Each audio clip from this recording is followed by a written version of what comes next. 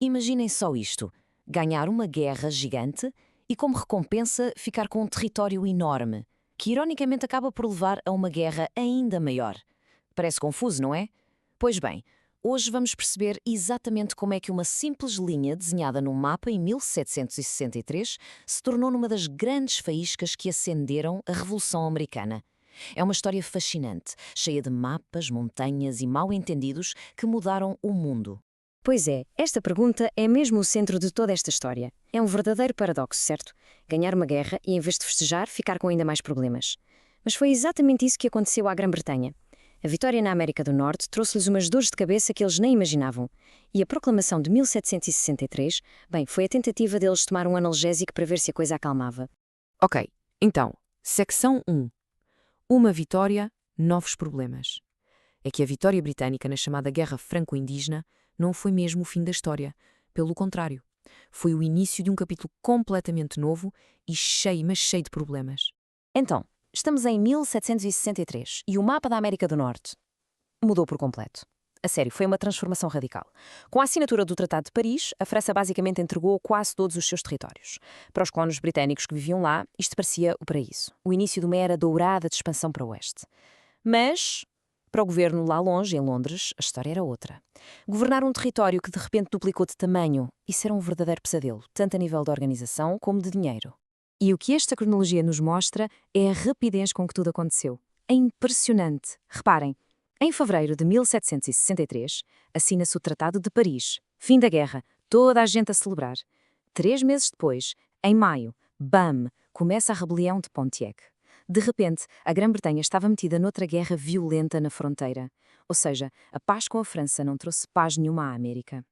E isto forçou a coroa britânica a agir, e a agir depressa. E atenção, esta rebelião de Pontiac não foi uma coisinha pequena nem pensar, foi um levantamento em grande escala. Liderada pelo chefe Odawa Pontiac, uma enorme coligação de tribos nativas uniu-se e lançou ataques super coordenados a fortes britânicos por toda a região dos Grandes Lagos. E o motivo deles era muito claro. Queriam proteger as suas terras, as terras onde sempre viveram. Eles sabiam que com a vitória britânica vinha aí uma onda de colonos e eles queriam travá-la. Para a Grã-Bretanha, este conflito foi um choque. Foi caro, foi sangrento e provou que aquela nova fronteira era tudo menos segura. Ok, vamos para a segunda parte. A linha na montanha. Com a fronteira literalmente a arder, Londres precisava de uma solução. E rápido. E a resposta que encontraram foi traçar uma linha no mapa, ao longo de umas montanhas. Vamos lá ver como é que isso funcionou. Ou, se calhar, como não funcionou. E essa solução foi, então, a Proclamação Real de 1763. Agora, é muito importante percebermos isto. Na cabeça do rei Jorge III e do seu governo, isto não era um ato de tirania. Era uma medida prática, uma solução de gestão de crise. O grande objetivo era, primeiro, estabilizar a fronteira, segundo, acalmar as tribos nativas e, acima de tudo, evitar outra guerra caríssima que o Império pura e simplesmente não tinha como pagar. E a ideia central da proclamação, o seu coração, era precisamente isto, uma linha. O decreto era muito claro. Ficava proibido aos colonos assentarem arraiais a oeste do cume das montanhas Apalasques. Funcionava como um sinal de stop gigante. Era, na prática, uma barreira, tanto legal como geográfica, desenhada para manter os colonos na costa e separar o seu território do vasto interior, que era terra dos povos nativos. E aqui está um ponto fundamental. Não nos podemos enganar. Isto não era só para ter paz com os nativos americanos. Havia um segundo objetivo igualmente importante para Londres. Se mantivessem os colonos ali, apertadinhos na costa, era muito mais fácil governá-los, controlar o comércio e, claro, cobrar-lhes impostos. Para um governo que estava a milhares de quilómetros de distância, era tudo uma questão de controlo e dinheiro. Avançando para a terceira parte, reações de todos os lados. Porque uma única linha num mapa significou coisas totalmente diferentes para pessoas diferentes. Para uns, era um escudo protetor. Para outros, era uma parede intransponível. E para outros ainda, era só uma barreira aos seus lucros. As reações, como podem imaginar, não podiam ter sido mais opostas. E este sentimento que vemos aqui resume na perfeição o que os colonos pensaram. Muitos deles tinham lutado e arriscado a vida na guerra, precisamente com a esperança de ganhar acesso a estas terras super férteis no Vale do Ohio. E agora, o rei dizia-lhes que não podiam ir para lá. Para eles, isto não era uma medida de paz, era uma traição pura e dura. Sentiam que o direito àquela terra, que eles achavam que tinham conquistado com o seu próprio sangue, lhes estava a ser roubado. E este quadro ajuda-nos a visualizar isto de forma muito clara. Olhem só para as diferenças. Para os povos nativos, a linha foi um alívio, pelo menos temporário, porque protegia as suas terras.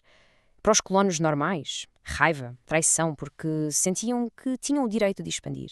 E depois tínhamos os especuladores de terra, os investidores ricos.